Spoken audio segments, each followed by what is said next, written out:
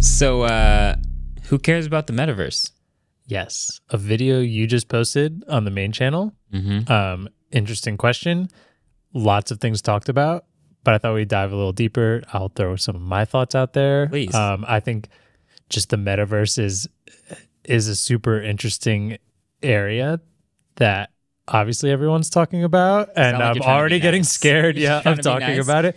Well, here's the thing. I also want to preface all of this with just like saying that while VR has been getting very popular, I think we can all agree that like the crypto NFT section of the world kind of took over the metaverse for a little while, and I don't think that they have to be together. They're exclusive to one another. Like, so I want to talk about the metaverse that is not including crypto and NFT stuff, because I think it's given it Sure.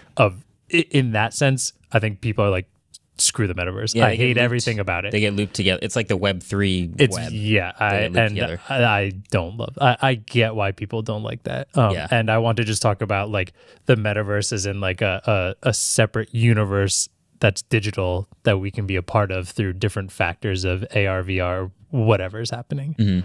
This video, by the way, was in the works for like over a month, and it had a bunch of different... Way over a month. Yeah, way over a month. But we had a bunch of different ideas of like how to approach, because we haven't talked about the metaverse in a video. Yeah. And it became this like swelling topic of like, it keeps getting talked about. There's more Facebook presentations, there's more VR, we're going to get more headsets. And maybe the question is just like, what is the metaverse? Exactly. And the more we researched this, the harder and harder it was to answer the question, because there are several metaverses by several companies. Maybe it's Decentraland, and there's like 300 daily active users in this one, and there's 400 daily active users in this one, and there's like the Facebook concept of the metaverse, and then there's Horizon Workplaces, and then there's like just VR. What are we even talking about? Like it got really hard to filter it into one video. But eventually, I mean, we did get to play with the headset, the new one, before we saw the presentation. So we got to form our opinions about it. We hear the price, we get the demos, and then it starts to crystallize a little bit, and we're like, actually, this is more just about like one company sort of trying to steer their future into being a platform instead of being built on another platform.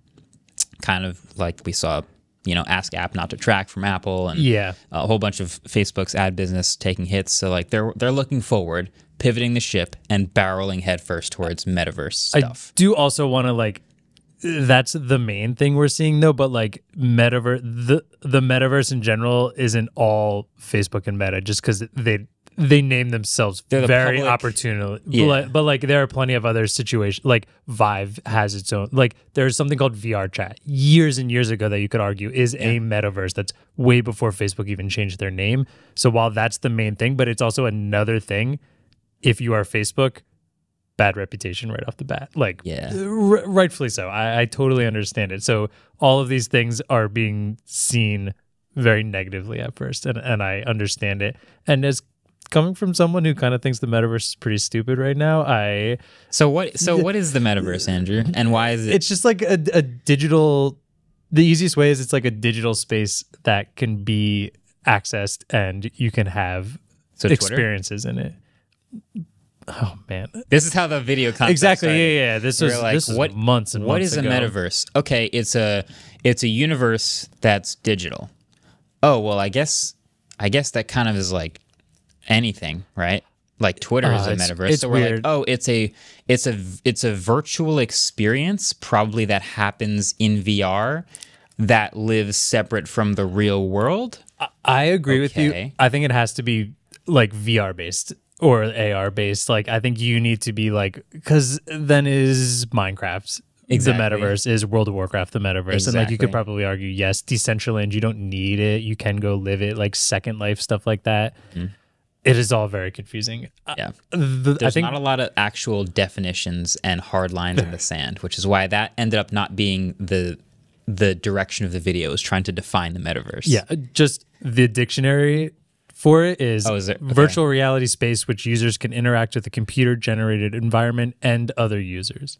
Sure. There we go. That's the You're in a basic space in definition. VR with other people. But Metaverse. I do think we should focus on kind of what Meta's vision is, because I think that's the most common one right now. And as much as I don't like it, I understand why things are going there. And I do agree that position in the future makes sense. Yeah. I do think having more human-like interactions in positions where you can't physically be with each other, I think is, most people would agree, makes total sense. Yep. Right? And not only that, like, we can all also agree that a video calling experience like Zoom or FaceTime or Teams or whatever, there is a disconnect there. Like, it does not, it's great, but it just doesn't quite feel there. And I mean, Apple and Microsoft have been working on things for years to try and help with eye contact and better lighting and center stage and making it feel more personal, but it just always has this kind of disconnect. Mm-hmm. So being able to put on some sort of goggles and to feel like you're transported somewhere with maybe family who lives across the country, or maybe friends who are in another country, like totally different times, whether that's meetings for business and stuff, I think totally makes sense. I think the position we are in now is very hard to convey that to people because it's this wild jump that you have to make to get to that, and we're nowhere close to it. That is the main point, I think, is the idea is actually, it makes perfect sense. Yeah. It's like, if you can build these experiences that are much more realistic feeling and much more connective in their engagement than like a flat face on a screen or a bunch of squares in a Zoom call, then it's theoretically better. But when you try these experiences now, you're wearing this big plastic headset on your face and it's uncomfortable and the graphics aren't that good and the mics are like, the audio isn't as good, it's further from your face, and like suddenly you're like, well, this isn't actually better. But there is companies that believe if we pour enough money into this and make it better and better and better, eventually it will actually be a no-brainer to do the metaverse version every time. Yeah. And so they're dedicating themselves to being at the forefront of that new thing. It's a big dedication to come this early. I think one of the biggest issues right now with even just the outskirts of people trying to believe into this is I still just don't feel like VR in general is that well known. People aren't that familiar with VR. It's still getting to the point where I'll give someone the Quest 2 that I have and like they go into it and they have the best time ever. But to navigate even through like the beginning menus of to tell someone how to do Beat Saber is a learning experience. And while they enjoy it, the familiarity of VR is just not there with, I would probably argue, 90% of the human population that would even think about doing any of this. And like, if I almost want to take it a step back, an IT department, they will stick to like a Windows version until it basically runs out of support because users get so used to something. They don't, when I worked, Windows 10 was out for like 3 years at the IT place I worked for. All of our users were on XP or 7. Having people completely just shut down because they have like a new Windows or OS upgrade. Like imagine now being like, hey, here's your VR headset. Enjoy, like this is how you're going to take meetings now. The unfamiliarity with all of it feels like a total nightmare in businesses. And I think still making VR more easily available for like gaming and stuff and more extracurricular activities would then help people get more familiar with it, and then maybe you could take those steps into the enterprise world. I guess the way I framed it in the video is like games is one of the things you can do in VR. Incredible. And it's one of the most fun, universally like great first experiences. But let's say you look at these headsets, there's still like a big clunky thing on your face. There's a battery hanging off of it, and like it's not, the battery life is only an hour. But fast forward to the future, you have this super lightweight headset. It's maybe it's just a pair of glasses that can do all the same stuff. Just theoretical future tech. And the graphics are dramatically better and smoother and more immersive. And it's just an amazing graphical experience. Then suddenly it makes sense. It's like, oh, it's actually a better version of a meeting than a Zoom call is today. Yeah, exactly. So that's the future they're betting on. I think getting to. Audio, a big thing there too. If they can get like crisp audio, might be one of the like most annoying parts of any teleconferencing ever, because just like that constant just screech every once in a while or something cutting out. Like in real life, you don't ever go like, oh, I'm sorry, your mouth kept moving, but I didn't hear any of the words that came out of your mouth. I was distracted by the glitching lips. What is happening? So I really do think, like, I don't want to just say the metaverse sucks, because I do want there to be innovation. I think right now the metaverse sucks. Yeah. And I'm excited for where it goes. And I'm hoping that when I'm old, I was gonna say when my knees don't work, but that's probably like a couple years away. So, but when I'm much older and can't really get around, like I'm excited for the metaverse to be a thing. Hopefully, then, so then like I get to experience some things still. Do you remember the Project Starline demo did at Google I/O, where it was like it looked like a guy like talking to a mirror, but then he could like make eye contact with a virtual. You remember this? That looks like a weird indie horror movie. It kind of does look like a horror movie, but it's like you are having a video call with someone who is somewhere else in the world, but the video call will look extremely realistic. You'll be able to make direct eye contact with the person, and it'll have this 3D element where you can move around and see angles the way you would if you were in real life with someone.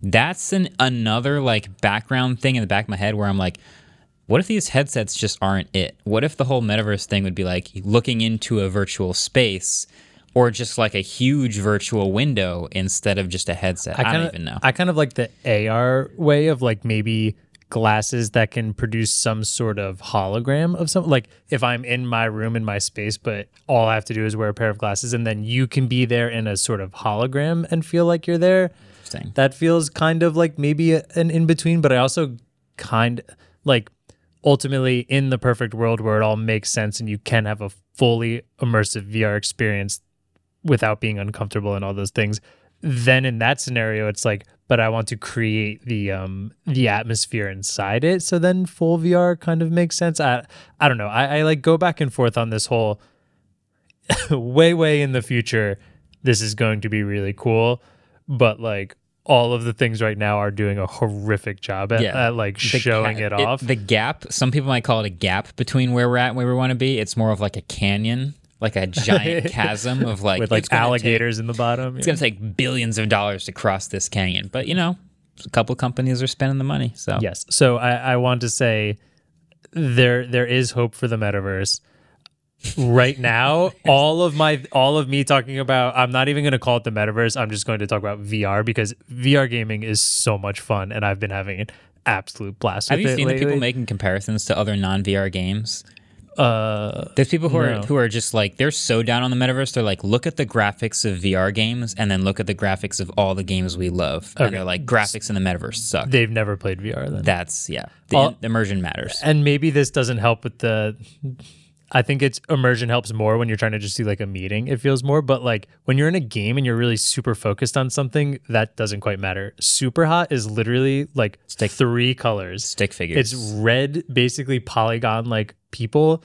It's white and then black. Mm-hmm. And I have literally fallen on my face playing super hot because I thought I could like lean onto something. It's so immersive. It's insanely immersive. Yeah. So I want VR to come to more people because it's such a fun experience, but I like it in the gaming and not professional way right now. I feel it.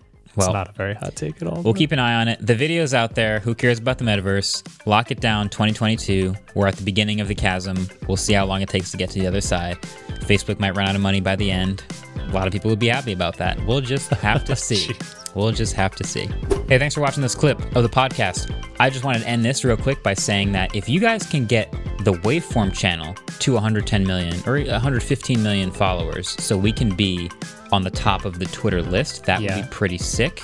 But we'll take any platform. YouTube subscribers would be cool. Twitter would also be super cool. Snapchat would be kind of a bummer, but we'll take it. Be real. Don't even know how that works, but we'll just try 110 million on anything. We just need all of you guys watching. Hopefully there's 110 million people watching this video to hit that subscribe The math button. checks out. That'll work. I think so. Yeah. I've seen the metrics. So yeah, squeeze that sub button. Squeeze it? Squeeze it. Is that what you do on the sides of old phones back in the day? I was wondering if that was the new redesign name for it. It does a little animation. Try squeezing it. See what happens.